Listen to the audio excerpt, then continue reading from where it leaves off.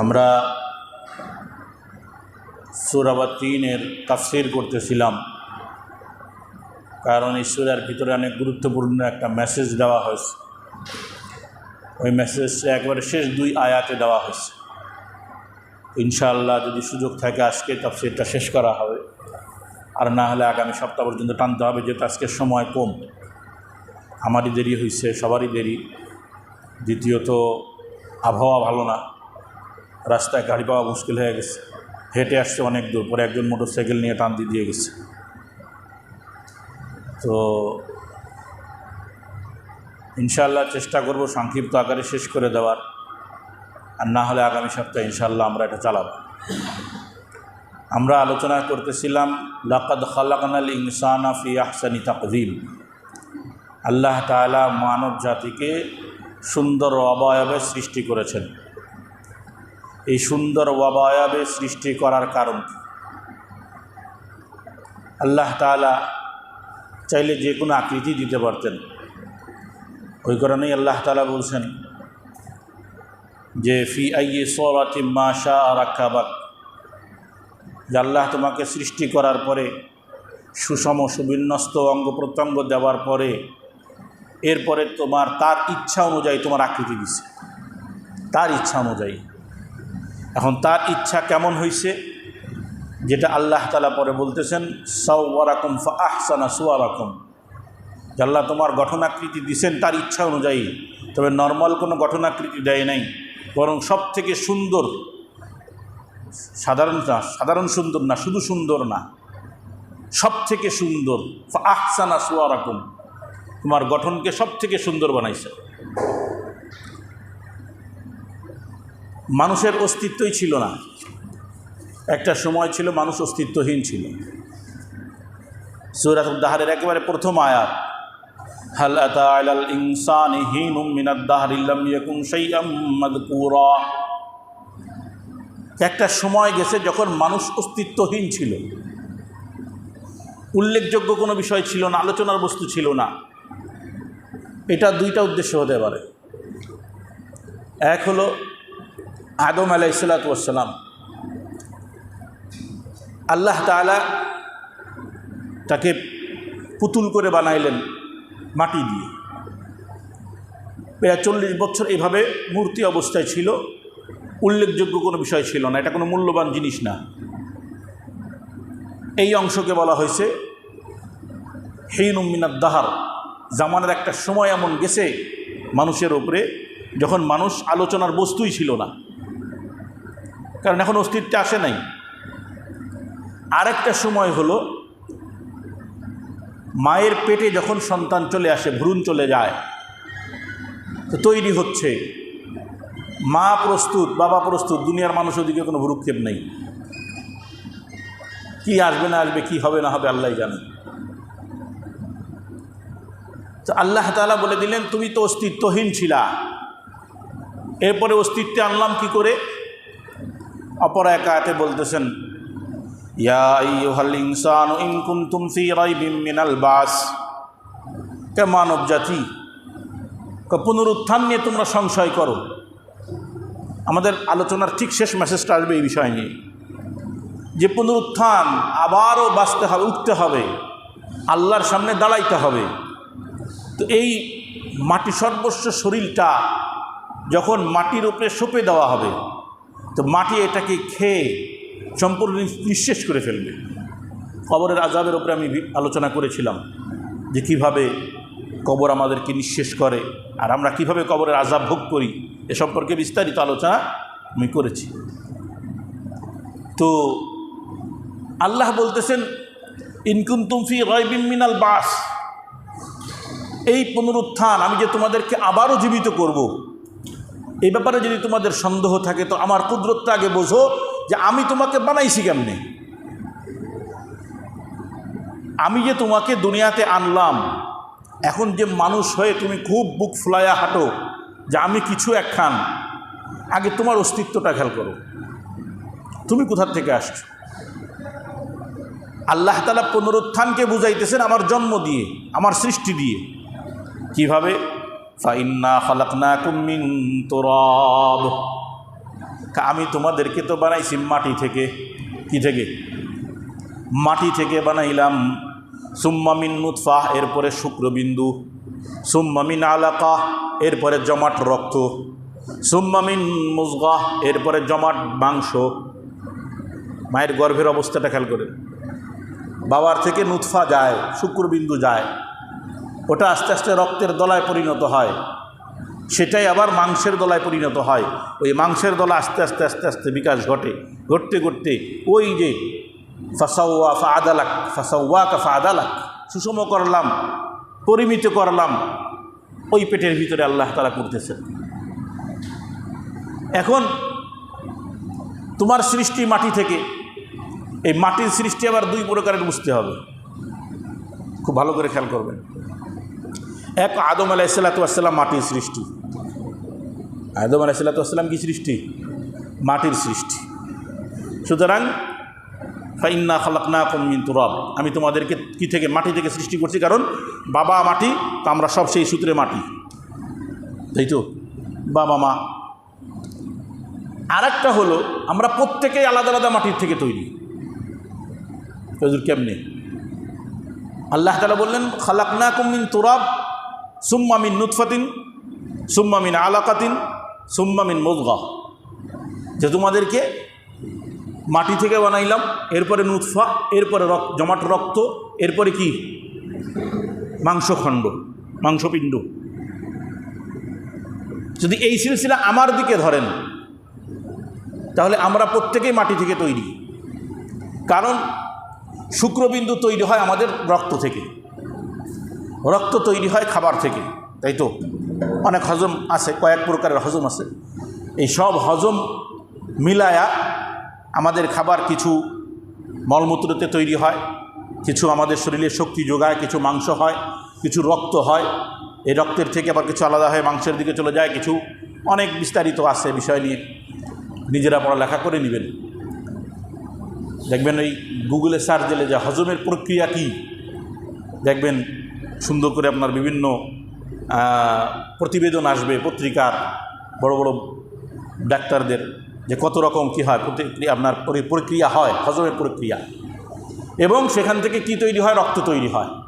ওই রক্ত থেকেই আমাদের কি তৈরি হয়? শুক্রবিন্দু। এখন আমাদের মূল এই যে খাবার আমরা যেটা খাই, যার থেকে আমাদের হজম শুরু হয়, এই খাবারের যত খাবার আছে সব মূলে হলো মাটি। যত খাবার আমরা খাই, সমস্ত খাবারের মূল কোথায়? মাটি, সব মাটি।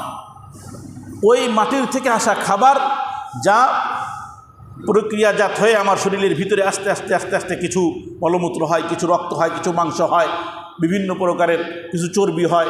চর্বি আমাদের শরীরের জন্য জরুরি, একেবারে চর্বি কাটাইতে হবে বলে একদম শেষ করে দেওয়া যাবে না। তো ওখান থেকে আবার শুক্রবিন্দু তৈরি হয়। তাহলে আল্লাহ তাআলা বলেন ফাইন্না খালাকনাকুম মিন তুরাব, আমি যে মাটি থেকে তোমাকে সৃষ্টি করলাম, ওই যে মাটি কোথার থেকে আসলো? যেই খাবার তুমি খেয়েছো সেই খাবারের মাধ্যমে তোমার শরীরের মধ্যে প্রবেশ করছে। তাহলে মূলে মাটি, মূলে কি? মাটি। এরপরে বলতেছেন ওইটা যিনি, ওই খাবার পরবর্তীতে কি হয়েছে? নুতফা হয়েছে, শুক্রবিন্দু হয়েছে, এরপরে জমাট রক্ত হয়েছে, এরপরে মাংসপিণ্ড হয়েছে। তা চিন্তা কর, মাংসপিণ্ড হওয়ার পরে মুখাল্লাকাতিন ওয়া গায়রি মুখাল্লাকা, মায়ের গর্ভে হয়তো ওইটা সৃষ্টি হবে অথবা সৃষ্টি হবে না, মাংসপিণ্ড হয়ে নষ্ট হয়ে যায়। অনেক সময় আবার কি গর্ভপাত হয়ে যায় না, আবার অনেক সময় সুন্দর সন্তান জন্ম হয়ে যায়। তা আল্লাহ ওইটাও বুঝাই দিলেন যে আমি এই জমাট রক্তকে মাংসপিণ্ড বানানোর পরে এটাকে সৃষ্টি করতেও পারি, সৃষ্টি নাও করতে পারি। তো অনেক মায়ের গর্ভপাত হয়ে যায়, অনেক মা সুন্দর সন্তান জন্ম দেয়। এরপরে ওয়া নুকিররু ফিল আরহামি মা নাশাউ ইলা আজালিন মুসাম্মা, অতঃপর এই যে সন্তান ভিতরে মাংসপিণ্ড হওয়ার পরে মায়ের গর্ভে আমি আমার মতন করে যতটুকু সময় আমি চাই ততটুকু সময় মায়ের গর্ভে রাখি। কেউ 7 মাসেই বাচ্চা দিয়ে দেয়, কেউ 8 মাসে দেয়, কেউ 9 মাসে 10 মাসেও দেয়, 12-13 মাসের কথা আমাদের বাংলাদেশেই আছে। তো আল্লাহ তাআলা চাইলে গর্ভের ভিতরে দিবেন, কতদিন ইচ্ছা রাখবেন তিনিই জানেন। এরপরে গর্ভে ছিলা আবাসা ওয়া তাওয়াল্লার মধ্যে আছে সুম্মা সাবিলা ইয়াসসারা, বা সুন্দর করে পেটের মধ্যে সুন্দর অবয়ব দিয়ে সুন্দর গঠন দিয়ে সৃষ্টি করার পরে এরপরে আমি আবার রাস্তাকে সহজ করে দেই যাতে করে নর্মালে তোমার ডেলিভারি হয়ে যায়। এই জন্য এখানে এই আয়াতটা পড়ায় আমার উস্তাদ বলতেন, নর্মালে ডেলিভারি হওয়া আল্লাহর পক্ষ থেকে রহমত। নর্মালে ডেলিভারি হওয়া কি আল্লাহর পক্ষ থেকে রহমত। আর হাসপাতাল যদি নর্মাল ডেলিভারি দেয় তাহলে হাসপাতালের খবর আছে। আজকাল তো সেরকমই হয়ে গেছে না। আল্লাহ আল্লাহ আল্লাহ মাফ করে দাও। মুহতারাম, আল্লাহ তাআলা বলে দিলেন যে তুমি পুনরুত্থানকে অস্বীকার করবা, পুনরুত্থানের ব্যাপারে সন্দেহ পোষণ করো। কয় তোমাকে বানাইছি কেমনে তাই দেখো, তোমার বানানোর কাইফিয়তটা দেখো। আমি তো এমন মওলা, কুন বলার সাথে সাথে ফায়াকুন হয়ে যায়। তা আমি তোমাকে পারলে এভাবে বানাই দিতে পারতাম, এই মানুষ হয়ে যাও, তো হয়ে যাবে, কিন্তু তা করি নাই। এমন এক আজীব গরিব সিস্টেম দিয়েছি যে ওই তোমার বাবা একটা খাবার খাবে, সেই খাবার হজম হইয়া তোমার বাবার শরীরের মধ্যে প্রক্রিয়াজাত পরিপূর্ণরূপে পরিক্রিয়া হতে হতে হতে হতে হতে হতে একটা সময় একটা শুক্রবিন্দু হবে। সেই শুক্রবিন্দু থেকে তোমার মায়ের গর্ভে যাবে, সেই মায়ের গর্ভে শুক্রবিন্দু যাওয়ার পরে সেখানে তুমি রক্তের দলা হবা, মাংসের দলা হবা। এরপরে সুন্দর একটা অবয়ব দান করব। এই সুন্দর অবয়ব যাওয়ার পরে সুম্মা সাবিলা ইয়াসসারা, সহজভাবে আমি তোমাকে মায়ের পেট থেকে বের করে নিয়ে আসব। শুধু তাই নয়, আরও আছে। আল্লাহুল্লাযী খালাকাকুম মিন যাফিন, আল্লাহ তাআলা তোমাকে প্রথম যে সৃষ্টিটা করছেন খুব দুর্বল কইরা, শিশু হয়ে জন্ম নিছে, খুবই দুর্বল, নিজের কোনো ক্ষমতা নাই, আসেনি। সন্তান যখন মায়ের গর্ভের থেকে বের হয় কোনো ক্ষমতা থাকে না, না চিনার শক্তি আছে, না বুঝার শক্তি আছে, না বলার শক্তি আছে। শুধু জবান থেকে একটু কান্নার আওয়াজ বের হয়, ওটাও হাদিসের মধ্যে আসছে শয়তানের খুসা। শয়তানে যখন একটা খুসা দেয় তো জন্মের পরপরই সন্তান কান্না শুরু করে দেয়। আল্লাহ তাআলা বলে এত দুর্বল করে সৃষ্টি করলাম, এরপরে সুম্মা জাআলা মিন বাদি যাফিন কুওয়া, এই দুর্বলতার পরে আবার তোমাকে শক্তি দিলাম, যৌবন বয়স এসে গেল, আস্তে আস্তে শক্তি পাইছো, 40 বছর পর্যন্ত শক্তিতে বুক ফুলাইয়া দুনিয়াতে চলাফেরা করছো। সুম্মা জাআলা মিন বাদি কুওয়াতিন যাফান ওয়া শাইবা, এই 40 বছরের যৌবন যখন আস্তে আস্তে শেষ হবে, এরপরে আস্তে আস্তে দুর্বলতা আমি আনবো। আবার ওই দুর্বলতা দিয়ে শুরু করছিলাম, আবার তোমার মধ্যে দুর্বলতা আসবে। আসলে দুর্বলতা আস্তে আস্তে হাঁটুতে জোর কমে গেছে, হাতের জোর কমে গেছে, মাজার জোরও কমে গেছে, কমতে থাকে কমতে থাকে। কেমন কেন সৃষ্টি করলাম? ফায়াখলুকু মা ইয়াশা, কারণ আমি আমার মতন করে, আমি আমার ইচ্ছা অনুযায়ী সৃষ্টি করি। তো তুমি পুনরুত্থান সম্পর্কে কিভাবে অস্বীকার করবা, কিভাবে সন্দেহ পোষণ করো? কয় তোমার মায়ের গর্ভে তোমার সৃষ্টি, মায়ের গর্ভে বের করার পরে তোমার দুর্বল শিশু সুলভ যে বয়সটা, শিশুর বয়সটা দুর্বল একটা বয়সে আমি তোমাকে রাখছিলাম। ওই সময় তুমি মানুষের মুখাপেক্ষী ছিলা, বাপ মার অন্তরের মধ্যে এমন মহাব্বত দিয়ে দিলাম, এমন মহাব্বত দিয়ে দিলাম, বড় হওয়ার আগ পর্যন্ত তোমাকে নজর থেকে বিচ্ছিন্ন করে নাই।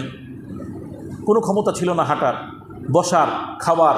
বাপমার মধ্যে এমন মহাব্বত দিছি, এমন মহাব্বত দিয়ে দিছি যে বাপমা তোমাকে কোল থেকে বিচ্ছিন্ন করে না, চোখের আড়াল করে না। এরপরে যখন শক্তিশালী হইছো, তো ওই শক্তি নিয়ে তুমি বীর দর্পে দুনিয়ার মধ্যে হাঁটছো, চলছো, সবার ওপরে বুক ফুলায়া চলছো, আমি কিছু একখান। এরপরে আস্তে আস্তে ওই যৌবনটাকে আমি শেষ করে দিয়ে আবারও সেই দুর্বল এবং ওই বৃদ্ধ বয়সে আমি তোমাকে নিয়ে গেলাম। এরপরে পুনরুত্থানকে কেমনে অস্বীকার করো?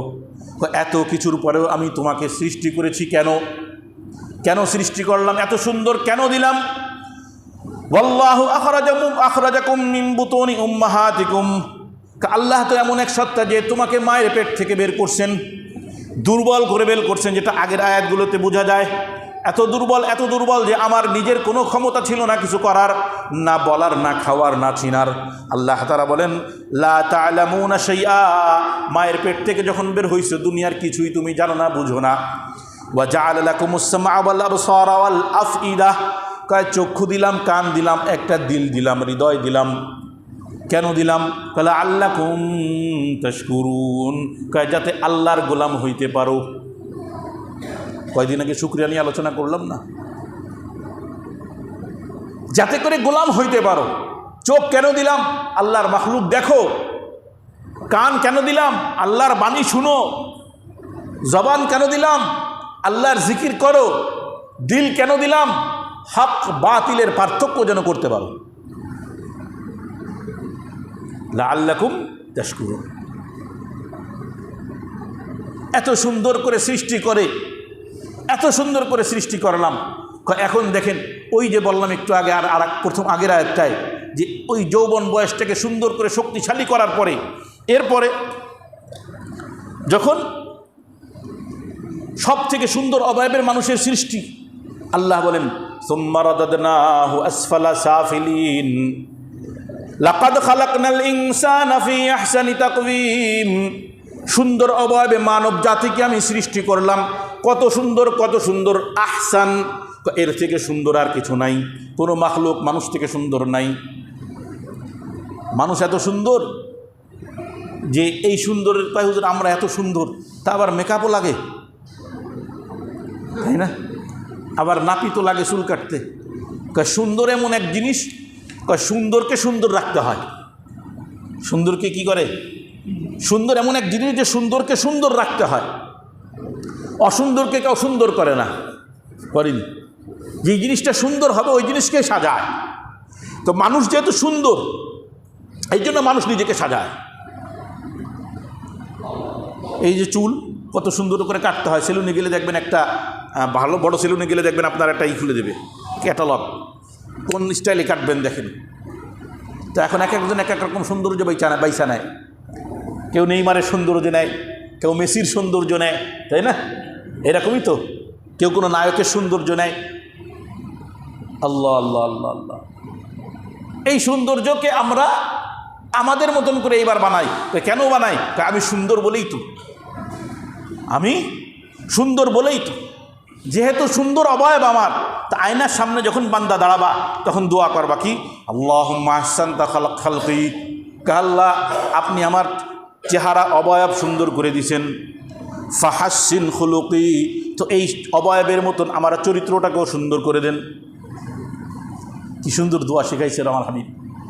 ফাহাসসিন খুলুকি, আয়নার সামনে দাঁড়াইলাম, আমি কালো তাও আমি সুন্দর, আমি সাদা তাও আমি সুন্দর, আমি খাটো তাও আমি সুন্দর, আমি লম্বা আমি সুন্দর, আমি মোটা আমি সুন্দর, আমি চিকন আমি সুন্দর। কারণ কে বলছেন? লাকাদ খালাকনাল ইনসানা ফি আহসানি তাকওয়িম। আমি তো সৃষ্টি করেছি তোকে, তোর অবয়বকে আমার চাহিদা মতন বানাইছি, তোর চাহিদা না। আমি মওলা চাইছি, তো বানাইলাম মোহাব্বত দিয়ে। তো আমার মোহাব্বতের চাহিদাটা কেমন? আমার মোহাব্বতের চাহিদাটা কেমন সেটা একটু বুঝ, তাহলে আর লাগবে না। এত সুন্দর সৃষ্টি করার পরেও আল্লাহ তাআলা বলতেছেন সুম্মা রাদাদনাহু আসফালা সাফিলিন। এত সুন্দর অবয়বে সৃষ্টি করার পরেও, সুন্দর শক্তিশালী গঠন দেওয়ার পরেও আমি একটা সময় তাকে সর্বনিম্ন স্তরে পৌঁছায় দেই। সর্বনিম্ন স্তরে পৌঁছায় দেই।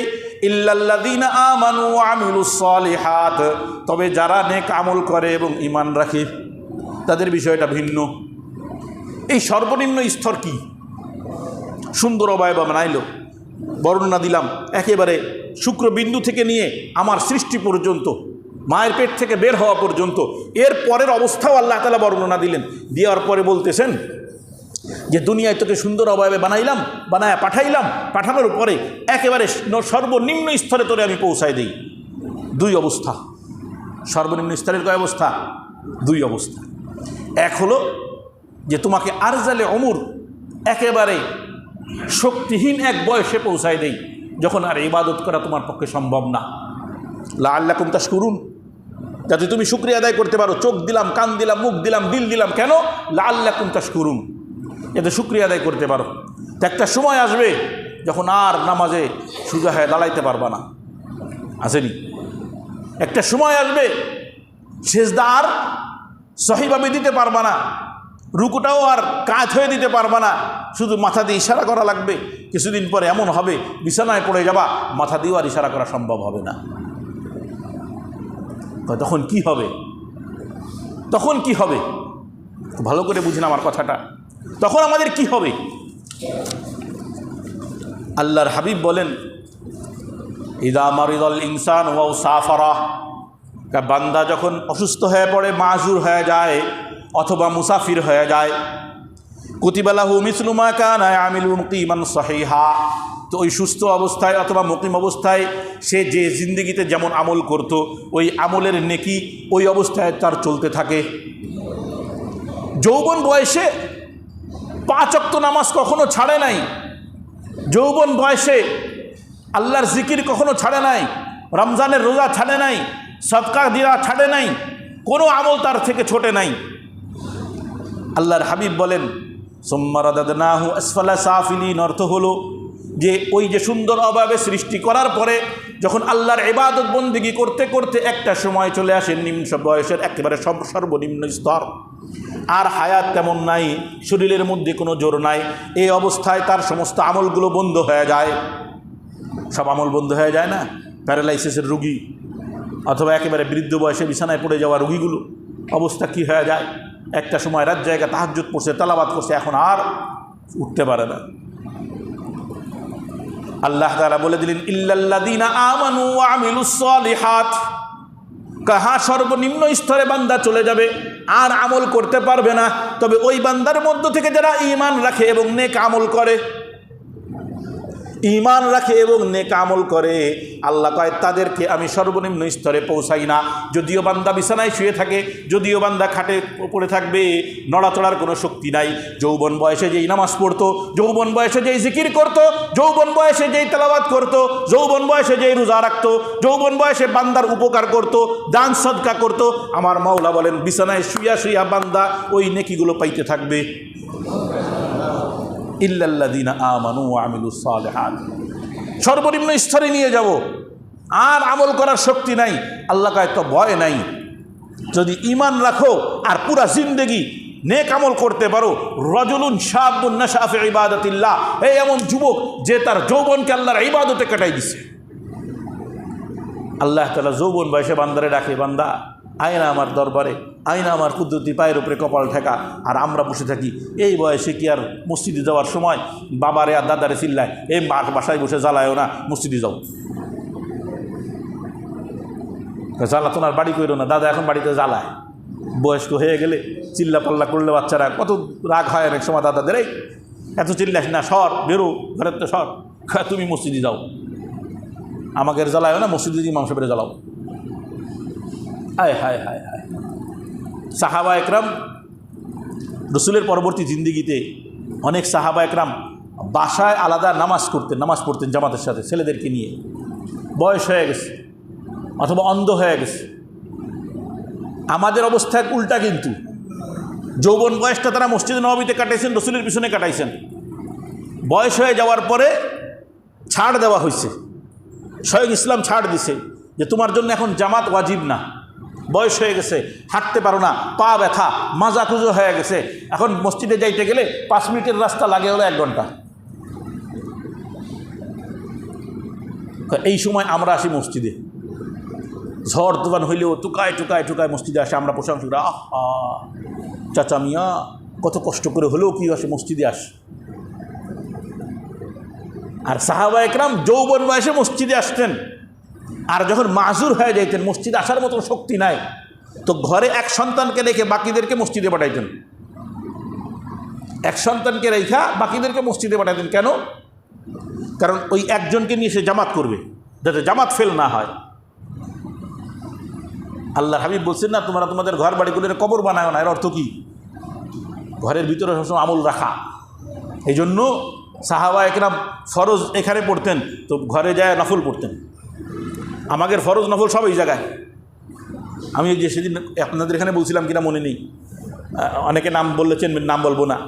আমার বাসা যেখানে আর কি, মসজিদ থেকে বের হয়েছি ফজরের নামাজ পড়ে, তো দেখি একজন মসজিদে আসতেছে, নামাজ কালাম শেষ, আমাকে তসবি তালিম শেষ, রক্ত বাকি আছে, মসজিদ থেকে বের হচ্ছি, সে আসতেছে। আসলে বললাম যে কি ব্যাপার, এখন মসজিদে আসতেছেন কেন? হুজুর উঠতে পারিনি।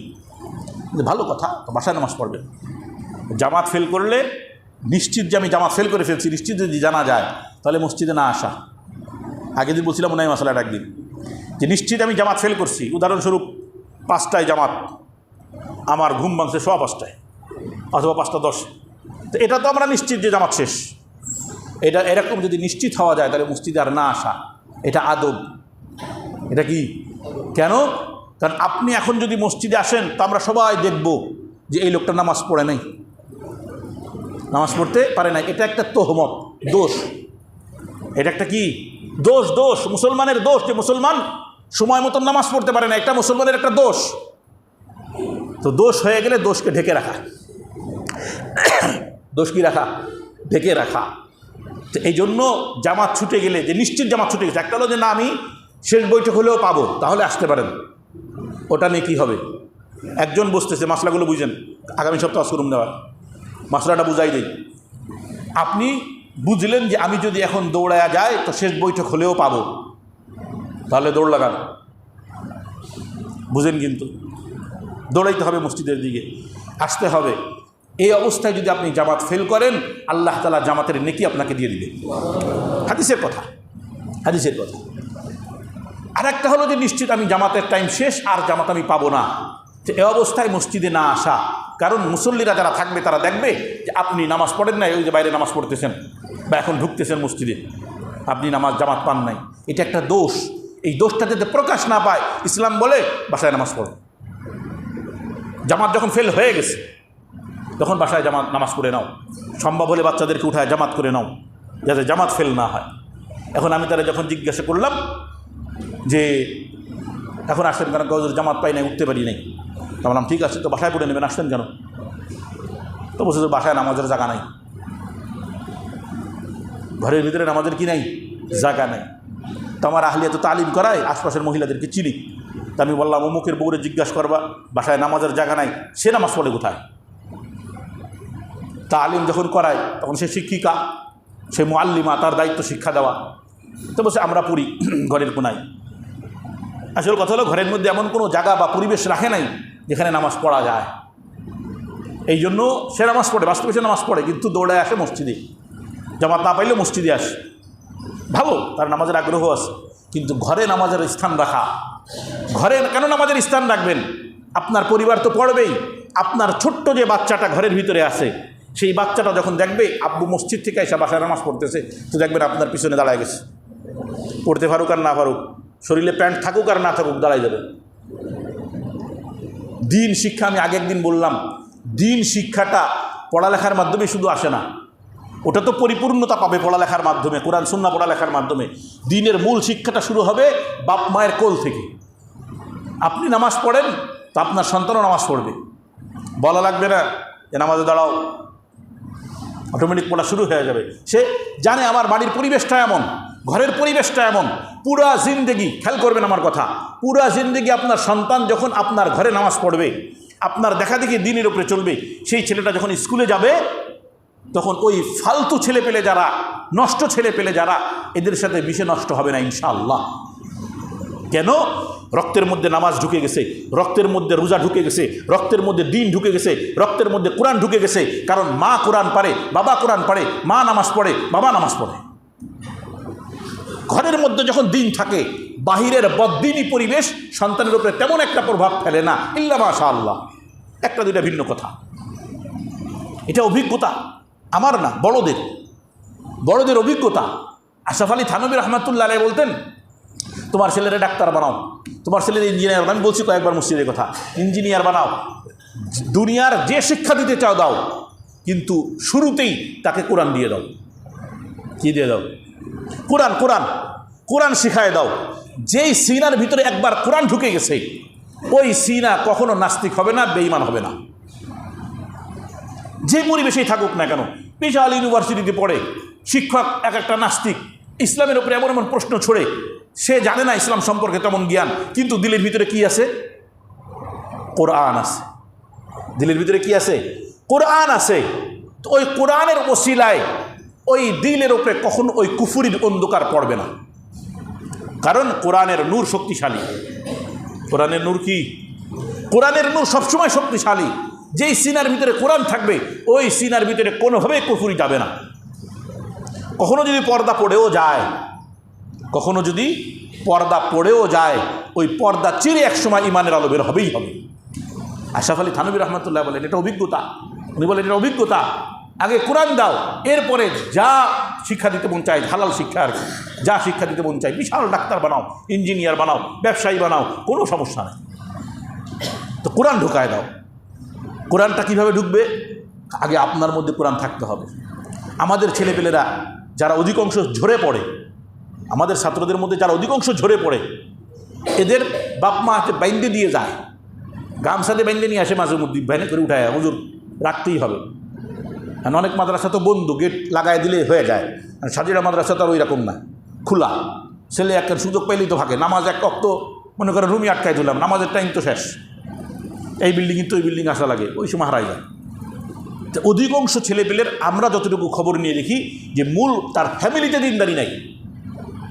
আমি একদিন গল্প বলতেছিলাম আপনাদেরকে বেশ আগে, যে আমাদের এক বাচ্চা পড়ালেখা সেটা পারে না, খাইতে অনেক সময় নেয়, যখন খায় তখন এরকম টেপে, শুধু আঙুল টেপে।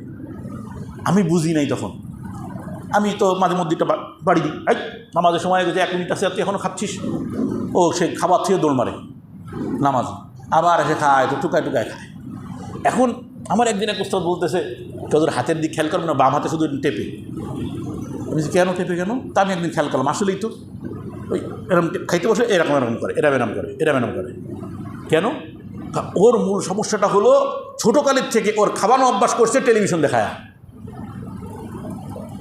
একবারে আপনাদের ডুবুরিয়ার লোক, নাম বলি সবাই চেনবেন, এইরকম এক লোকের সন্তান, অনেকেই চিনে ফেলাবেন। খুব বড় লোক, বড় মাপের ব্যক্তি না, কিন্তু ফেসটা সবার চিনা, এমন ব্যক্তির সন্তান। আমি একদিন তার ওখানে এসে বললাম যে আপনার ছেলের এই সমস্যাগুলো আস, এ কীভাবে সমাধান করবো আমরা? হুজুর ছোটো মানুষ কী করবো, ছোটোকালে এই সেই, এক বাপের এক সন্তান কী করবে? ওই বসে বসে রিমোট টিপা অভ্যাস, মা সারা জীবন খাওয়াইছে, অত ঝামেলার মধ্যে নেই। টেলিভিশন দেখ, মুখের মধ্যে শুধু ঠাসবো, খাই নিবি, ঝামেলার মধ্যে নেই আমরা। আজকালকার আমার অবস্থা তো এরকম। আয় হায় হায়। বন্ধু যখন আপনার সন্তান বাড়ি যায়, যারা মাদ্রাসায় পড়ান সন্তানদেরকে, কয়েকদিন বলছেন এখন ফজরের পরে সরে আসেন, তেলাওয়াত করো, বসো। বাপও ঘুমাইতেছে, মাও ঘুমাইতেছে, ছেলেও ঘুমাইতেছে, মাদ্রাসায় পড়া ছেলে, নামাজ কালাম নাই, বা পড়লেও ঘুমাই গেছে। পরিবেশটা আগে নিজের পরিবারের মধ্যে ঠিক করবেন, দেখবেন সন্তান ঠিক হয়ে গেছে। যে লাইনে রাখেন, মাদ্রাসা লাইনে রাখা বলতেছি না যে মাদ্রাসায় পড়ায় বলো আলেম বানান, কিন্তু দিন যদি সন্তানদের মধ্যে ঢুকাইতে হয়, আগে আপনাকে দিনদার হইতে হবে, আপনার ঘরে দিন ঢুকাইতে হবে, এরপরে না পরিবেশ ভালো হবে। আর না হলে সম্ভব না। আপনি ঘরে পরিবেশ ঠিক রাখবেন না, বদ্দিনই পরিবেশ ধরে রাখবেন, আর স্বপ্ন দেখবেন আপনার সন্তান কোরআনের হাফেজ হবে। যদি হয়েও যায়, ও কোরআন থাকবে না, কারণ ওরা সঠিকভাবে ঢুকে নাই তো। আল্লাহ হেফাজত করুক। তো যে কথা বলতেছিলাম, যে দিনদারিটা আগে আপনার পরিবারের মধ্যে থেকে সন্তানদের মধ্যে ঢুকায় ফেলেন। তো এই যে মসজিদের কথা বলতেছিলাম, যে আপনাদের অবস্থাটা কি, যে আমার ঘরের ভিতরে আমলের পরিবেশ নাই, নামাজের পরিবেশ নাই। অথচ সাহাবা একরাম নামাজ পড়তেন, অনেকেই চলে যেতেন বাসায়, গিয়ে সুন্নাত পড়তেন, নফল পড়তেন বাসায়। কেন? বাসায় আমলের পরিবেশ তৈরি করার জন্য।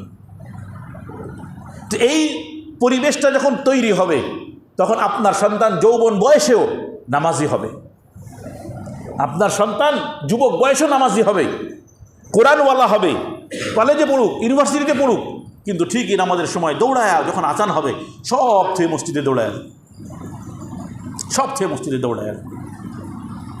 আল্লাহ আল্লাহ।